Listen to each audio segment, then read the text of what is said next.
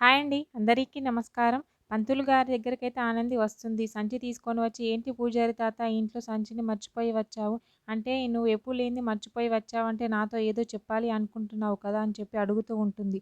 వెంటనే పంతులు గారు, "అవునమ్మా నీతో మాట్లాడాలి. అందుకే సంచి మర్చిపోయాను" అని చెప్పి అంటూ ఉంటాడు. "ఏంటి పూజారి తాత చెప్పండి" అని చెప్పి ఆనంది అయితే పూజారిని అడుగుతూ ఉంటుంది. "ఏం లేదమ్మా, ప్రతి ఆడపిల్లకి ఒక సందర్భంలో పుట్టింటి వాళ్ళు, మరొక సందర్భంలో అత్తింటి వాళ్ళ సపోర్ట్ కావాలి. అండదండ ఉండాలి. కానీ నీకు అవి లేవు. అందుకే నాకు చాలా బాధగా ఉంది ఆనంది" అని చెప్పి అంటే పూజారి తాత చెప్తూ ఉంటాడు. ఆనంది మాత్రం అలా ఆలోచిస్తూ ఉండిపోతూ ఉంటుంది. ఏమీ మాట్లాడదు. వెంటనే పూజారి అయితే, "అందుకే నేను ఒక నిర్ణయానికి వచ్చానమ్మా" అని చెప్పి అయితే ఆనందితో అంటూ ఉంటాడు. "ఏంటి పూజారి తాత ఆ నిర్ణయం" అని చెప్పి అడుగుతూ ఉంటుంది పూజారిని అయితే. వెంటనే పూజారి తాత అయితే ఇలా అంటూ ఉంటాడు. "ఏం లేదమ్మా, నువ్వు తన సొంత కూతురివే అని చెప్పి నేను సూర్యబాబుకి చెప్పేయాలి అనుకుంటున్నాను.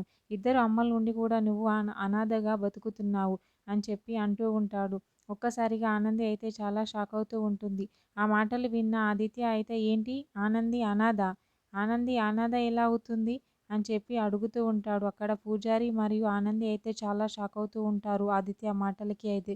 వెంటనే పూజారి అయితే, "మా ఆదిత్య బాబుకి నిజం వినేసాడా ఏంటి?" అని చెప్పి చాలా కంగారు పడుతూ ఉంటాడు. ఆనంది కూడా, "ఏంటి ఈయనకి నిజం తెలిసిపోయిందా ఏంటి? పూజారి తాత మాట్లాడిన మాటలు మొత్తం వినేసాడా ఏంటి ఈయన?" అని చెప్పి చాలా కంగారు పడుతూ ఉంటుంది ఆనంది అయితే. మరి ఏం జరుగుతుంది ఏంటి అనేది నెక్స్ట్ ఎపిసోడ్‌లో చూద్దాం. ఓకే. థ్యాంక్ యూ అండి. నా ఛానల్‌ని సబ్స్క్రైబ్ అండ్ లైక్ చేయండి.